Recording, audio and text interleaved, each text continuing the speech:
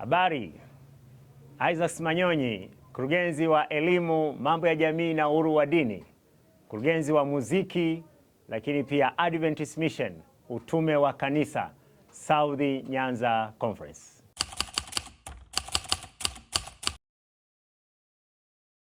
Nimekuwa na uzoefu mkubwa kidogo katika idara ya elimu. Nilianza kama mwalimu mwaka 2001 nikifundisha kule Parane Sekondari, shule ya kanisa kule North East Tanzania Conference, na baadaye nikaelekea kule Chome kama mwalimu mkuu wa shule ya Chome Sekondari. Ndipo baadaye sasa nikaitwa kuwa mkurugenzi wa elimu jimbo la Kaskazini Mashariki mwa Tanzania, North East Tanzania Conference, na hatimaye nimeendelea kuwa mkurugenzi wa elimu katika jimbo la Nyanza Kusini, South Nyanza Conference, na ninaendelea na kitengo hicho cha elimu kama mkurugenzi wa elimu wa South Nyanza Conference.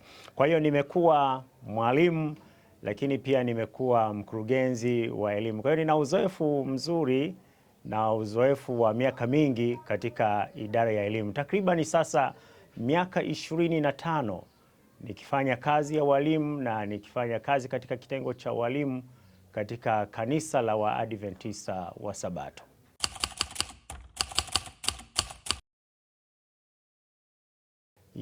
Kanisa linahitaji kuwa na idara ya elimu. Unajua, idara ya elimu ndiyo mkono wa kuume wa Injili katika kanisa la Waadventista wa Sabato.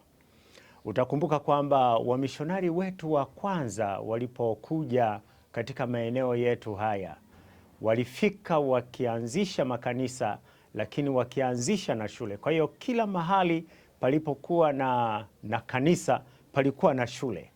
Na Mama Ellen G. White amesisitiza, anasema everywhere, mahali popote ambapo pana waumini wa kanisa la Waadventista wa Sabato, pawepo na skuli, pawe na shule ambapo watoto wetu watakuja kujifunza na kuendelea kupata mafundisho ya imani ya kanisa la Waadventista wa Sabato. Kwa hiyo tumeendelea kusisitiza kwamba kila mahali palipo na waumini, palipo na kusanyiko la waumini wa kanisa la Waadventista wa Sabato, pawepo na shule.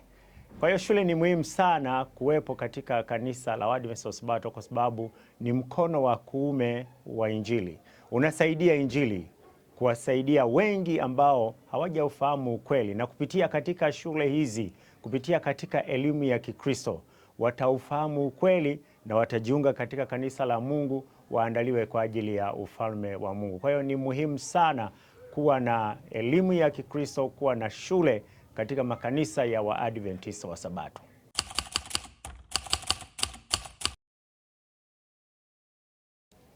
Yapo mambo mengi ambayo Mungu ameyafanya kupitia uzoefu ambao nimekuwa nao.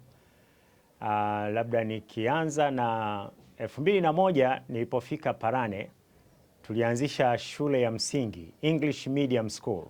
Mwanzoni tuliita Parane Adventist Primary School PAPS, lakini baadaye tulibadilisha jina tukaita Giti Adventist English Medium Primary School. Nilipata uzoefu mzuri sana wakati tunaanzisha shule hii. Haikuwa jambo rahisi, ilikuwa ni jambo gumu, lakini Mungu alitupitisha, akatusaidia. Tulianza na wanafunzi 3, lakini mwisho wa mwaka tulimaliza na wanafunzi 7. Hadi mwaka 2005 ninapohama pale Giti kama mkuu wa shule, tulikuwa na wanafunzi takribani 200. Mimi huo kwangu naona ni muujiza, kwa sababu kwa namna tulivyolianzisha lilikuwa ni jambo kama vile haliwezekani kuanzisha shule English medium alafu maeneo ya milimani. Wengi walikuwa wanaona kama ndoto vile, lakini Mungu alitusaidia, ile njozi ikakua, na hatimaye leo ile shule ni kubwa kabisa na inafanya mambo makubwa, na vijana wamepita pale. Leo hii wengine ni madaktari, wengine ni mainjinia, wengine walimu, wao katika maeneo mbalimbali wakiendelea kulitumikia taifa hili. Lakini uzoefu mwingine ambao niliupata nilipotoka Giti, nilielekea Chome High School. Pale pia nilikuta wanafunzi 91, the whole school kuanzia darasa la form 1 mpaka form 4, only 91 students. Yani walikuwa na wanafunzi wachache sana. Nimetoka Parane ambapo pia nilikuwa mwalimu, tulikuwa na wanafunzi takriban 500, 488 at that time. Lakini napopelekwa Chome kuwa mkuu wa shule tulikuwa na wanafunzi 91 tu. Yani I was looking at those students mpaka najisikia kulia, sema kitu gani hiki? Lakini Mungu alitufanyia miujiza ya ajabu sana, kwa sababu mwaka uliofuata tu tulianzisha A level kidato cha 5, na shule ikiwa changa namna ile, na wengi walikuwa wanaona kama ni jambo gumu, alafu ni jambo ambalo kama tunaota vile. Lakini Mungu alitupatia njozi, tukaanzisha kidato cha 5, na mwaka uliofuata tukapata wanafunzi 242. Hiyo ilikuwa ni muujiza sana. Mwaka mwingine uliofuata tukapata wanafunzi 588, na mwaka mwingine tena uliofuata tukapata wanafunzi 701. Kwangu mimi naona kama ni muujiza huo, lakini basi Mwenyezi Mungu tunamshukuru kwa namna alivyotenda pamoja nasi. Shule ilikuwa kwa kasi, ikafahamika kitaifa mpaka kimataifa, mpaka Marekani walikuwa wanaongea habari ya Chome High School. Huo ni muujiza mimi ninauona ambao Mwenyezi Mungu ametutendea. Yapo mambo mengi ambayo Mungu ametutendea kupitia katika idara ya elimu, lakini nitaje tu hayo kwa uchache.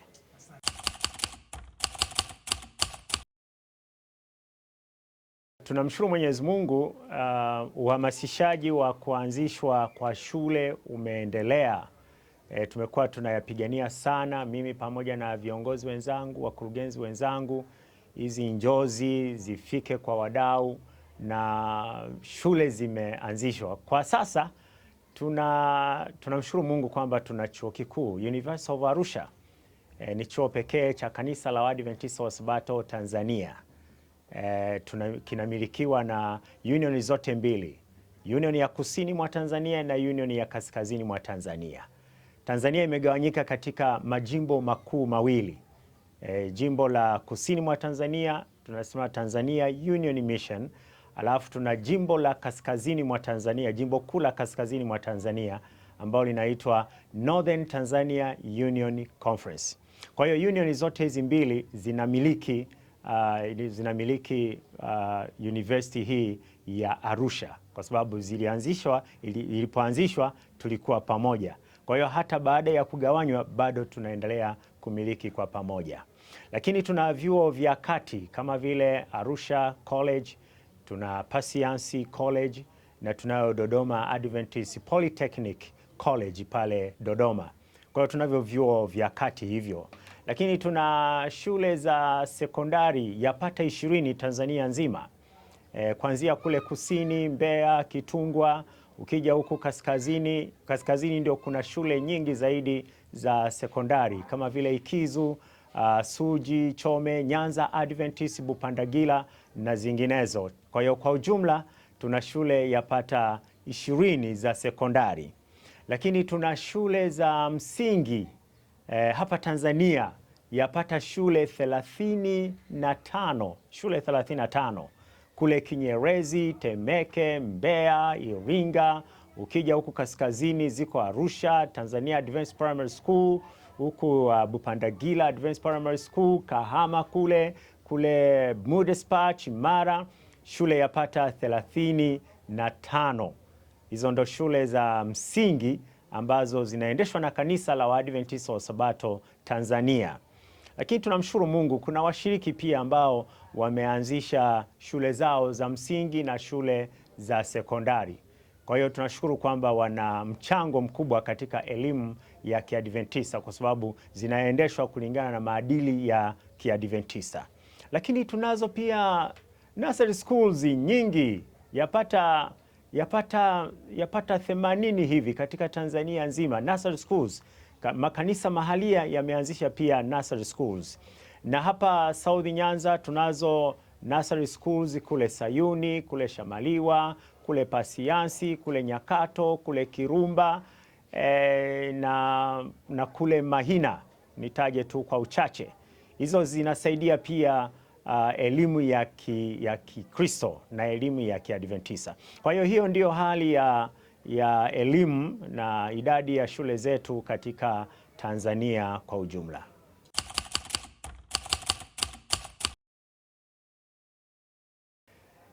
Jambo la kwanza, wale walimu wanaofundisha katika shule hizi wengi wao huwa ni Waadventista wa Sabato.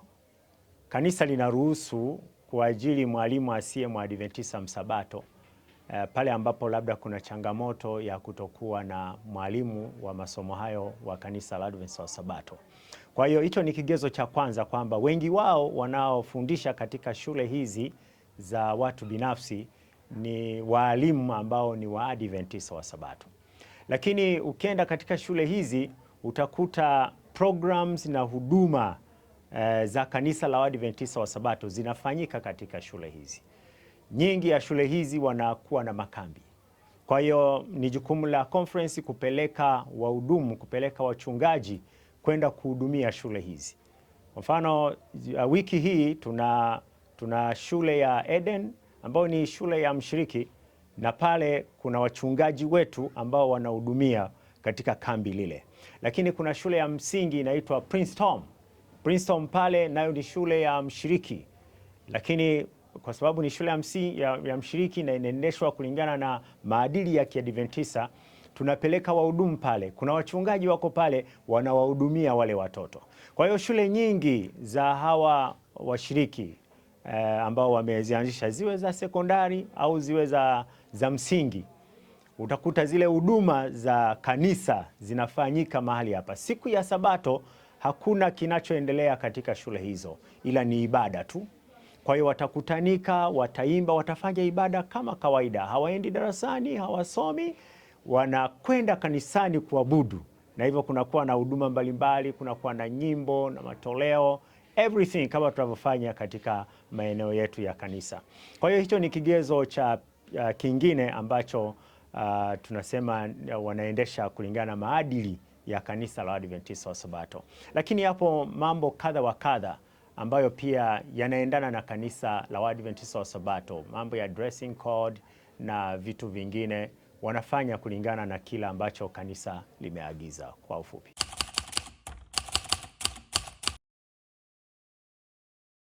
actually kwenye kanisa mahalia, mkurugenzi wa elimu, hiyo ni ngazi ya General Conference, ngazi ya Division, tuna Education Director, ngazi ya Union pamoja na ngazi ya Conference. Kwa hiyo katika hizi ngazi 4 tunao Education Directors, au unasema wakurugenzi wa elimu.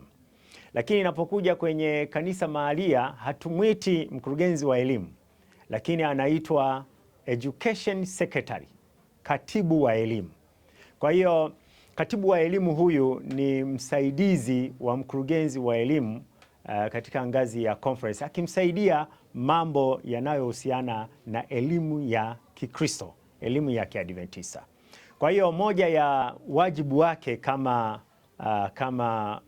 katibu wa elimu, jambo la kwanza, katibu wa elimu atahamasisha elimu ya Kikristo.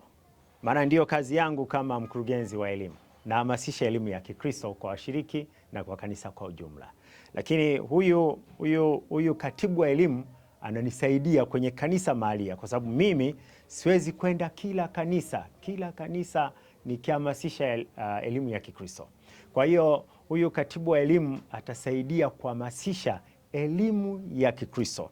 Elimu ya Kikristo ambayo inatoa elimu katika nyanja zote za elimu. Tunamaanisha kimwili, tunamaanisha kiakili, tunamaanisha kijamii, tunamaanisha kiroho. Hiyo ndiyo elimu ya Kikristo, elimu ya Kiadventista.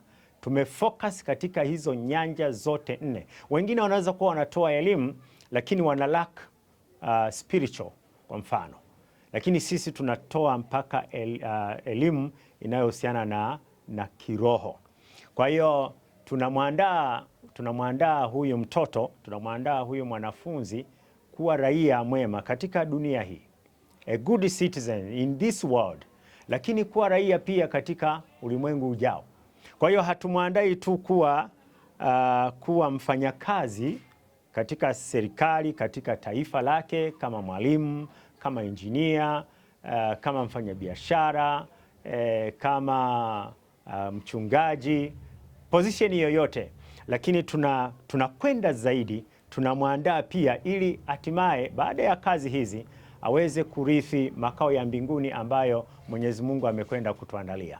Kwa hiyo huyu kiongozi wa elimu kwenye kanisa mahalia ana wajibu wa kulifahamisha kanisa kuhusiana na kile ambacho elimu ya Kikristo inatoa kwa wanafunzi wake. Lakini elimu ya Kikristo ipo kwa ajili ya kurudisha sura ya Mungu iliyopotea. Elimu ya Kiadventista, Adventist education, inarudisha ile sura ya Mungu ambayo, to restore the image of God which was lost. Kwa hiyo tunarudisha ile sura ya Mungu ambayo ilikuwa imepotea. Sasa sura ya Mungu ni upendo, amani, furaha. Leo watu hawana furaha, hawana upendo. Tunajaribu kurudisha sasa hiyo sura kwa wanafunzi hawa ambao wameletwa katika shule zetu. Kwa hiyo ni kazi au ni jukumu la kiongozi wa elimu kanisani kulifanya hilo kwa washiriki. Lakini kazi nyingine ambayo ataifanya, atahakikisha kwamba anakuwa na database, anakuwa na takwimu ya watoto wote na wanafunzi wote wa umri wa kwenda shule. Kwa hiyo akishakuwa na hiyo takwimu ya wanafunzi na watoto wa umri wa kwenda shule, atafuatilia mahitaji yao. Hawa wanafunzi hawa, watoto hawa, atafuatilia mahitaji yao, aone nani anahitaji hiki, nani anahitaji kusaidiwa kile, na atalishirikisha kanisa kuhakikisha kwamba mwanafunzi huyu au mtoto huyu anasaidiwa. Lakini jambo lingine ambalo katibu wa elimu anapaswa kulifanya ni kuhakikisha kwamba wanafunzi katika shule za umma na shule zingine za binafsi ambazo sio za kanisa la Waadventista wa Sabato au zinasimamiwa na Waadventista wa Sabato wanahudumiwa vipindi vya dini. Katika kila shule, ile ya sekondari au shule ya msingi, kuna vipindi vya dini. Wengine wanafanya Jumatatu, Jumanne, Jumatano, Alhamisi, Ijumaa, karibu kila siku. Wengine kila shule imepanga kulingana na walivyoona, lakini ni takwa la serikali kwamba wanafunzi wafundishwe vipindi vya dini. Kwa hiyo kunakuwa na masaa kama mawili hivi au saa moja na nusu ambapo kila wiki wanafunzi watafundishwa vipindi vya dini. Kwa hiyo ni wajibu au ni kazi ya huyu kiongozi wa elimu, katibu wa elimu, kuhakikisha kwamba wanafunzi kwenye shule za msingi na sekondari wanafundishwa vipindi vya dini. Kwa hiyo watapanga watu akishirikiana na PCM coordinator na wazee wa kanisa pamoja na mchungaji, watu ambao watakuwa wanakwenda kufundisha vipindi vya dini kulingana na ratiba ya shule husika ilivyopangwa. Kwa hiyo ninasisitiza hilo tafadhali, wakuu wa elimu, wale makatibu wa elimu walizingatie hilo na wahakikishe kwamba wanafunzi wanafundishwa vipindi vya dini. Huwa ninasikitika wakati fulani nikienda kwenye shule, wanafunzi hawana mwalimu wa kuwafundisha, wengine wanajifundisha wenyewe. Sasa sio jambo zuri. Tafadhali wale viongozi wa elimu wachukue majukumu yao. Lakini atahakikisha pia kwamba anaunganisha hizi shule za kanisa pamoja na washiriki. Ndiye muunganishaji, ndiye anayewaunga. Kwa hiyo ataendelea kuhamasisha pia shule za kanisa na kuleta taarifa ni nini kinafanyika kwenye hizo shule za kanisa. Atawapatia taarifa matokeo yalivyotoka. Kwa mfano Nyanza tumefanya vizuri, tulikuwa na division 1 na 2. Ni kazi ya huyu kiongozi wa elimu kulifahamisha kanisa kwamba tunafanya mambo gani kwenye shule za kanisa. Jukumu lingine la education secretaries au makatibu wa elimu ni kuhakikisha kwamba wanafunzi au watoto wanaotoka katika familia za hali ya chini wanakwenda shule.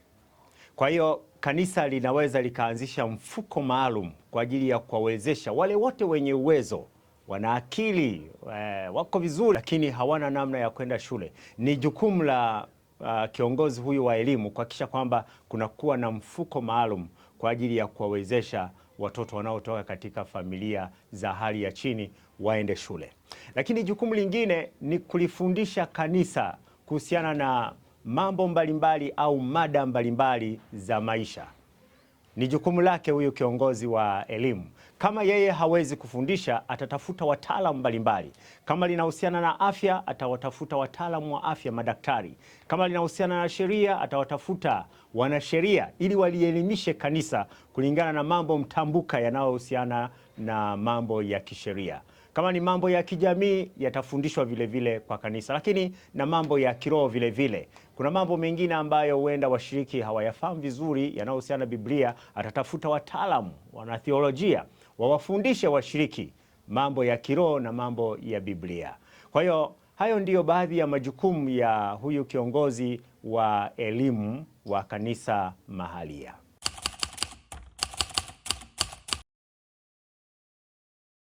Sabato ya tarehe 15 mwezi Agosti tunasherehekea Sabato ya elimu duniani. Na sisi hapa Nyanza, South Nyanza, tutakuwa tunasherehekea Sabato hii kwa pamoja tukiwa pale Kirumba. Moto wetu unasema makuzi ya imani, ujenzi wa tabia pamoja na mafunzo maishani. Hayo ndio tunayo ya focus katika siku hii ya elimu duniani.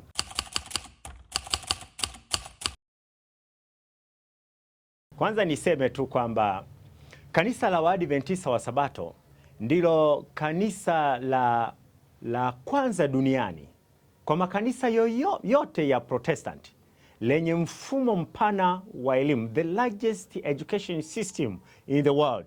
Ndio kanisa la kwanza la makanisa yote ya Protestant, lakini kwa makanisa yote ya Kikristo ni kanisa la pili, likiendesha shule takribani 10,000 duniani kote, kuanzia vyuo vikuu, vyuo vya kati, sekondari, nursery schools za kanisa yapata 10,000 na ushe. Kwa hiyo kanisa la Waadventista wa Sabato ni kanisa ambalo limejikita katika masuala ya elimu na linasisitiza habari ya elimu. Lakini sisi South Nyanza Conference tunahimiza pia ujenzi wa shule za awali na shule za nursery schools, kwamba kila kanisa lianzishe shule hizi, maana hapa ndipo watoto wanatengenezewa imani, kama moto wetu unavyosema, ndipo wanaanza kujengewa imani, na imani hii inayojengwa wakiwa na umri huu, hiyo ndio imani inayodumu. Biblia inasema mlee mtoto katika njia impasayo, naye hataiacha hata atakapokuwa mzee. Huu ndio wakati wa kumlea mtoto.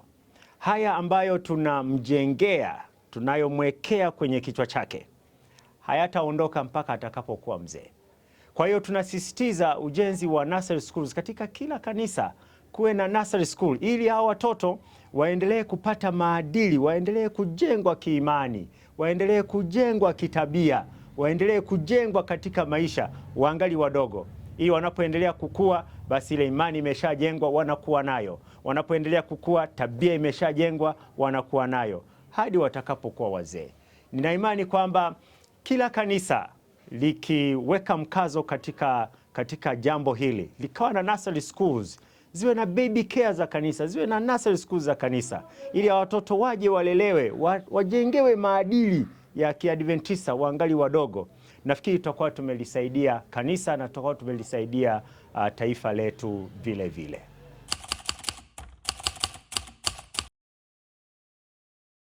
Fahamishe tu kwamba kanisa la Adventista wa Sabato lina nyanja 4 za elimu. Lina nyanja 4, yani lina hatua 4, 4 stages. Tuna hatua ya kwanza ambayo tunaita homeschool au shule ya nyumbani. Alafu hatua ya pili ni nursery schools za kanisa. Alafu tuna primary na sekondari, hiyo ni hatua nyingine. Then tunamalizia pale na chuo kikuu cha kanisa. Kwa hiyo jambo la kwanza nisisitize kwa shule ya nyumbani. Ninawaomba wazazi chonde shule ya nyumbani, tuanze kuwatengeneza hawa watoto katika shule ya nyumbani, ambayo hiyo shule inaanzia tumboni. Mtoto anapokuwa tumboni pale shule inaanza, hadi anapozaliwa shule inaendelea. Hatimaye ataingia katika level ya pili ya shule, ataenda nursery school ya kanisa, na hatimaye ataenda katika ngazi zingine za shule za kanisa. Kwa hiyo nisisitize shule ya nyumbani. lakini pia nisisitize kwamba anapotoka kwenye shule ya nyumbani, malezi aliyoyapata nyumbani kwenye familia ambayo mama ndiye mwalimu mkuu wa hiyo shule ya nyumbani, basi aendelezwe katika nursery school ya kanisa. Kwa hiyo tunaendelea kusisitiza washiriki, wazazi pamoja na viongozi, tushirikiane tuanzishe hizi shule za kanisa, nursery school, baby care za kanisa, ili watoto wetu waendelee kupata maadili ya Kiadventista. Lakini niwatie moyo, endeleeni kuombea pia shule za kanisa. Hapa South Nyanza tuna Nyanza Adventist Secondary School. Tafadhali natoa wito, mziombee. Mnapokuwa na maombi yenu kule nyumbani, ombea shule hizi pamoja na shule zingine. Zinapitia changamoto nyingi, na kwa hakika shetani hazipendi, maana anajua zinaandaa raia wa ufalme wa mbinguni. Kwa hiyo lazima atazipiga vita. Kwa hiyo mziombee sana. Lakini pale inapowezekana tushirikiane. Unaweza ukatoa msaada, unaweza mkazitembelea. Nimefurahi familia fulani wametembelea shule moja, wameangalia mazingira, wamesema sisi tutafanya hiki na hiki na hiki kwa ajili ya kuboresha shule yetu. Ninawasisitiza washiriki, tembelea shule zetu, angalia mahitaji yake, na kama unaweza ukasapoti kitu fulani, basi utabarikiwa. Tuendelee kusherehekea siku hii tukiendelea kuhamasisha elimu ya Kiadventista. Elimu ya Kiadventista ndiyo elimu bora na ndiyo yenye falsafa bora, maana hii falsafa inatoka kwa Mungu mwenyewe. Bwana awabariki mnapoendelea kusherehekea sabato hii ya elimu duniani katika maeneo ya makanisa yenu. Na nitoe wito, tuendelee kuziombea, tuendelee kuzisaidia, na tuendelee kuhamasisha yale mambo ya muhimu ya elimu ya Kiadventista, elimu ya Kikristo katika makanisa yetu.